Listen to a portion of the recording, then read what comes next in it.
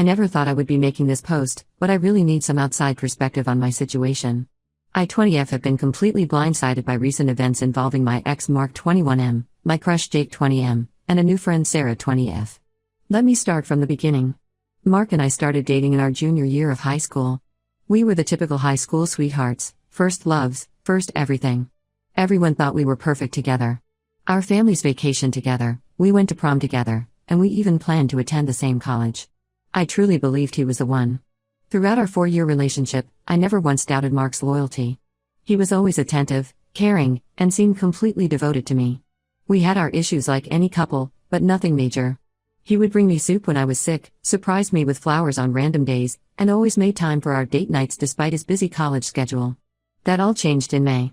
I was at Mark's apartment, and something felt off. He had been acting strange for a few weeks, being overly nice, buying me expensive gifts, constantly checking his phone. That day, while he was in the shower, I did something I had never done before. I checked his phone. What I found destroyed me. There were old messages and photos from 3 years ago showing he had cheated on me with a girl from his college. This happened just 7 months into our relationship when we were still in high school. The messages showed them meeting up multiple times, him telling her how special she was, planning their hookups around my schedule. The worst part was reading him joke about how clueless I was. I felt physically sick reading those messages. 3 years of memories were suddenly tainted. Every time he told me he was studying late, every weekend trip with the guys, was it all lies? I wanted to confront him immediately but couldn't bring myself to do it. Instead, I emotionally checked out of the relationship. Looking back, I should have ended things right then. But after 4 years together, the thought of being alone terrified me.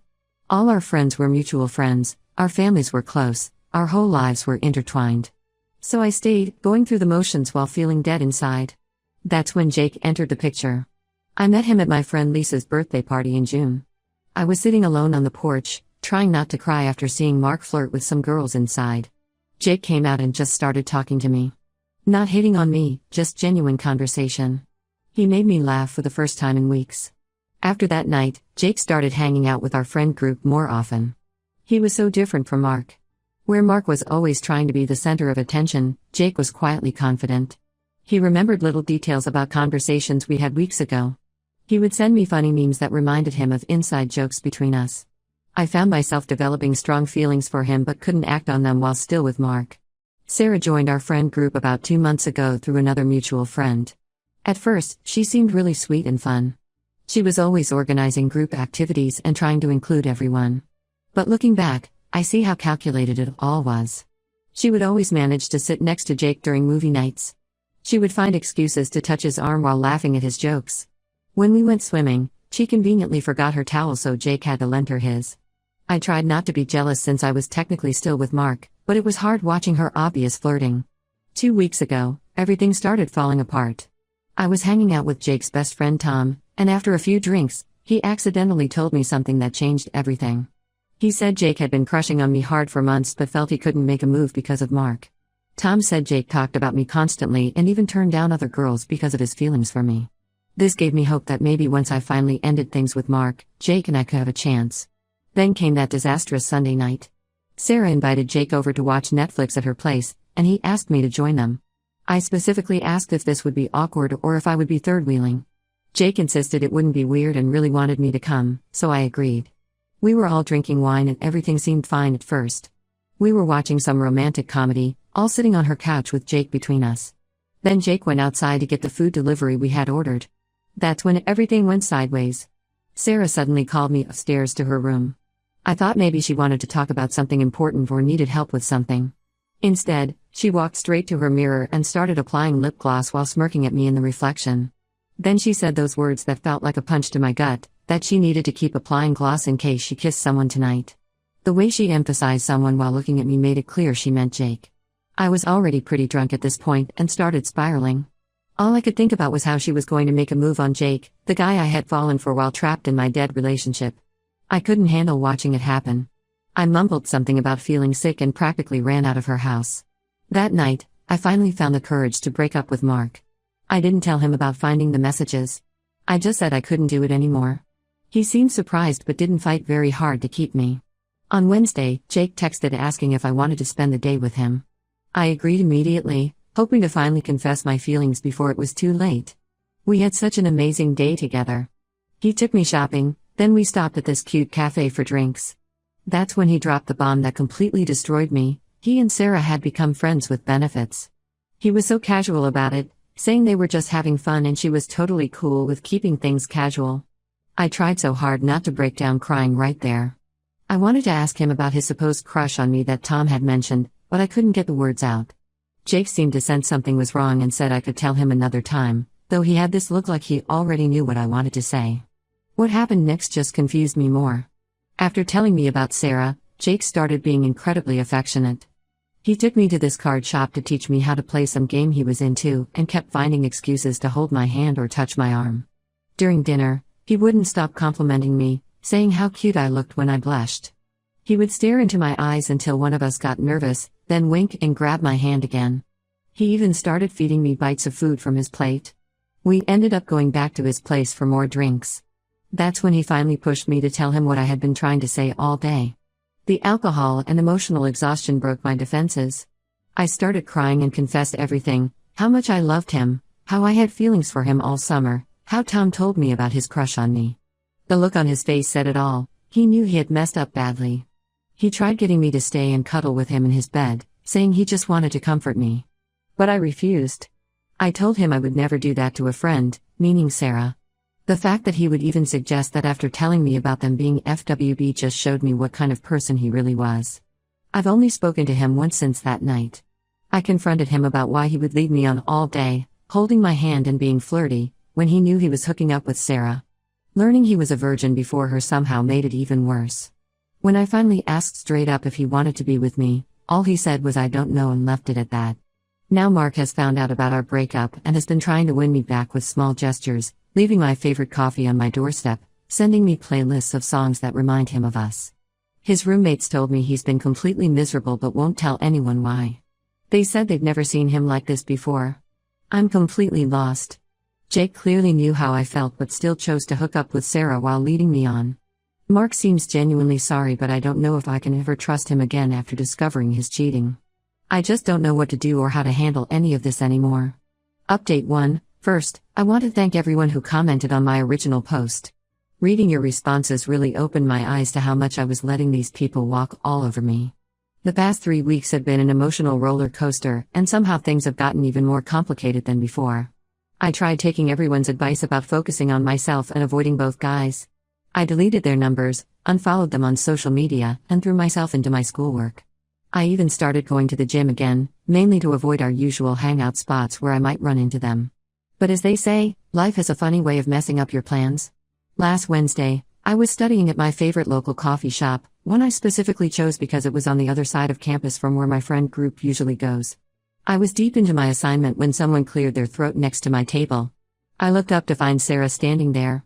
My first instinct was to grab my stuff and leave, but something in her expression made me pause. She looked nervous, which was unusual for her normally confident personality. She asked if we could talk, saying she had information I needed to hear. Against my better judgment and probably against the advice many of you would give, I agreed to let her sit down.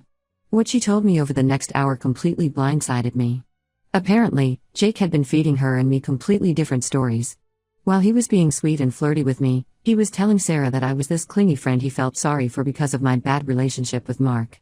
He made it seem like I was desperately pursuing him despite him making it clear he wasn't interested. I sat there stunned as Sarah showed me their text conversations. There were messages from Jake complaining about how I was too attached and he needed to create some distance. In one particularly hurtful message, he called me emotionally unstable and said he was tired of dealing with my drama. This was the same guy who had been holding my hand and feeding me food at dinner just weeks ago.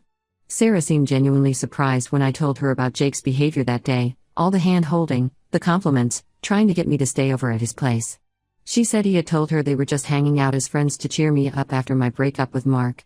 According to her, Jake had been pursuing her for weeks before they hooked up, saying he had never felt this way about anyone before. While we were still processing all this together, the universe decided to throw another curveball. Mark walked into the coffee shop. When he saw me sitting with Sarah, his face went completely white.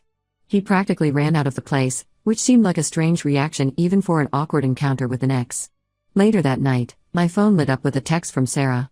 She said there was something else I needed to know about Mark, but she wanted to tell me in person. We met up again the next day, and what she revealed made me physically sick. Remember the girl Mark cheated with 3 years ago? Turns out she was Sarah's roommate during their freshman year of college. Sarah knew about the cheating the entire time but never said anything since she didn't know me back then. She said she felt guilty keeping it from me now that we've actually talked. But that wasn't even the worst part. According to Sarah, what I found on Mark's phone was just the tip of the iceberg. He hadn't just cheated that one time, he had been seeing her roommate on and off for almost 2 years. Sarah pulled out her phone and showed me old photos from parties and group events. There were dozens of pictures showing Mark with her roommate, all during times he told me he was studying or with his friends. The timestamps matched perfectly with weekends he said he was too busy to see me. I confronted Mark that same night. I was done with secrets and lies. At first, he tried denying everything, saying Sarah was just trying to cause trouble. But when I mentioned her roommate's name, his whole demeanor changed. He broke down crying, admitting the affair had lasted much longer than what I knew about. He begged me to forgive him, saying he's a different person now and realizes what he lost. Just when I thought I was processing all this new information, Jake started reaching out again. He's been sending me messages saying he misses our friendship and needs to explain his side of things. He claims there's more to the situation than I understand, and that Sarah isn't telling me the whole truth. Part of me wants to hear him out. The Jake I knew, or thought I knew, was so genuine and caring. It's hard to reconcile that person with the one who called me emotionally unstable in text to Sarah. But after everything I've learned, I don't know if I can trust anything he says anymore. Surprisingly, Sarah has become somewhat of a support through all this. She apologized for how things happened with Jake, saying she had no idea he was leading me on like that. We've actually started hanging out more, which is something I never expected. She's been introducing me to her other friends and helping me build a social circle separate from Mark and Jake. But something still feels off about this whole situation. Maybe I'm just paranoid after being deceived so many times, but some things about Sarah's story don't quite add up. The timing of her running into me at that coffee shop seems too convenient. And why did Mark look so terrified when he saw us together? I know trust isn't my strong suit right now, but my gut is telling me there's still more to this story that I don't know. I just don't know who to believe anymore or what to do next. Update 2, well, it's been 2 months since everything blew up, and I finally learned the truth about what was really going on. Everything came to light last week when Tom, Jake's best friend, asked to meet me urgently. He said he had been holding on to information that was eating him up inside and he couldn't stay quiet anymore. When we met at a local diner, Tom looked really nervous. He kept checking his phone and looking around like he was afraid someone might see us together. Finally, he pulled out his phone and showed me something that made my jaw drop, screenshots of conversations between Mark and Sarah going back months. These weren't just casual chats. They were detailed plans about how to keep Jake and me apart. Sarah and Mark had been working together this whole time, coordinating their moves like some sick game. The screenshots showed them plotting everything, from Sarah joining our friend group to her pursuing Jake. Their plan was pretty calculated. Sarah would keep Jake distracted and away from me, while Mark would try to win me back before I could move on with someone else. They even coordinated their schedules to make sure one of them was always around either Jake or me. Remember when Mark walked into that coffee shop and quickly left after seeing me with Sarah? Turns out that was their regular meeting spot. They had been hooking up there in one of the back storage rooms where Sarah's friend worked. He wasn't uncomfortable seeing me, he was terrified I would figure out why he was really there. The messages between them were disgusting. They joked about how well their plan was working, with Sarah bragging about how easy it was to manipulate Jake since he was inexperienced. Mark kept updating her on his progress with me, saying stuff like she's starting to soften up and just need more time to get her back. After seeing the screenshots, I felt like I was going to throw up. Tom told me he found out about all this because he accidentally saw these messages on Sarah's phone when she asked him to call someone for her at a party. He had been struggling with whether to tell me or not, but seeing how much this situation was hurting both Jake and me finally made him speak up. I decided to confront Sarah directly. I went to her apartment unannounced, not giving her time to prepare any lies. When I showed her the screenshots Tom had sent me, she didn't even try to deny it. Instead, she laughed and said she was surprised it took this long for someone to figure it out. The truth came pouring out. Sarah admitted she'd been attracted to Mark since freshman year when he was dating her roommate. Apparently, they started sleeping together shortly after I broke up with Mark. All her supposed support and friendship was just a way to keep tabs on me while feeding information back to Mark.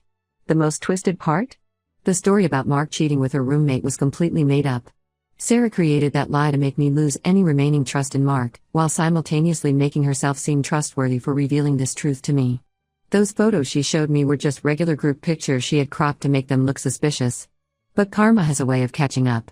While Sarah was busy manipulating everyone, she didn't realize Jake had started catching on to her games. He noticed how her stories didn't add up and how she always seemed to know where I would be. When I called Jake to tell him everything I had learned, he wasn't even surprised. Jake finally told me his side of the story. He confirmed he never actually slept with Sarah, they only kissed once while drunk, and he immediately regretted it. Those text messages where he called me emotionally unstable were written by Sarah using his phone while he was passed out at a party. She had been trying to drive a wedge between us because she knew he had real feelings for me. That day when he took me out and was being affectionate, he was trying to show me how he really felt despite all of Sarah's manipulation. He said he got scared at the last minute because Sarah had convinced him I was still in love with Mark and would just end up hurting him. The truth about everything spread quickly through our friend group. Mark tried damage control, sending out long messages about how he only did it because he loved me so much and thought we belonged together. Sarah tried playing victim, claiming Mark had manipulated her into helping him. But no one's buying their lies anymore, especially after seeing the screenshots of them literally planning everything together. Jake asked if we could talk properly about everything that happened between us. He wants to explain himself fully and see if there's still a chance for us. I agreed to meet him next week once I've had time to process all of this. Right now, my head is spinning from all these revelations, and I need time to figure out what I want. Update 3. It's been 6 months since this whole mess started, and I finally feel like I can breathe again. A lot has happened since my last update, and I want to share how everything turned out. After discovering the truth about Mark and Sarah's manipulation, I made some major changes in my life. First, I completely cut them both out. I blocked their numbers, removed them from all social media, and told our mutual friends I wanted nothing to do with either of them. Some people said I was being too harsh, but I refused to keep toxic people in my life anymore. Sarah tried to salvage her reputation by telling everyone Mark had blackmailed her into helping him. She claimed he had some compromising photos of her from a party and threatened to share them if she didn't go along with his plan. But Tom had already shared all their messages in our friend group chat, showing how enthusiastically she participated in everything. She eventually left our university and moved back home, claiming the hostile environment was affecting her mental health. Mark made one final desperate attempt to contact me through his sister. He sent this long letter explaining how losing me made him realize what true love was, and how manipulating me was just his misguided way of showing how much he cared. His sister begged me to at least read it, saying he had changed and deserved another chance. I took the letter and burned it without reading it. Then I told his sister that if she ever tried to play messenger again, I would cut her off too. As for Jake and me, we did have that talk we planned. We met at a park and spent hours discussing everything that happened. He showed me his phone's location history to prove he never went to Sarah's place except that one time they kissed. He also showed me messages between him and Tom where he expressed his feelings for me months ago. Jake admitted he should have been braver about his feelings instead of letting Sarah manipulate him with lies about me still loving Mark. He apologized for not seeing through her game sooner and for hurting me in the process. While I appreciated his honesty, we both agreed we needed time to heal from all this drama. We decided to stay friends for now but set clear boundaries. No mixed signals, no flirting, just honest friendship while we both work on ourselves. It's been working well so far. We hang out in groups and can finally laugh about things without any underlying tension. Our friend group has actually grown stronger through this whole ordeal. Tom became one of my closest friends after exposing Sarah and Mark's scheme. His girlfriend Lisa started a strict no-drama policy for our hangouts, which has made everything much more peaceful. We do game nights every Friday now, and it's nice just having fun without worrying about hidden agendas or manipulation. I took everyone's advice about focusing on myself seriously. I joined a kickboxing class where I've made new friends completely separate from all this drama. I'm doing better in my classes now that I'm not constantly stressed about relationship issues. I even adopted a cat from the local shelter. He's much better company than any manipulative ex or fake friend. Last week, I heard through mutual friends that Mark and Sarah started dating officially. Apparently, they bonded over their shared manipulation and decided they deserved each other. Good for them, they can play their games with each other instead of hurting other people. Jake asked me out for coffee yesterday, just the two of us. Maybe someday we'll explore what could have been between us, but for now, I'm happy focusing on my own growth and surrounding myself with genuine people who respect me. Life is too short to waste it on people who see relationships as games to be won rather than connections to be cherished. Some may call me cold for how completely I cut off Mark and Sarah, but I don't regret it. Sometimes burning bridges is the only way to stop toxic people from crawling back into your life. I've finally found peace with everything that happened, and I'm looking forward to whatever comes next, on my own terms this time.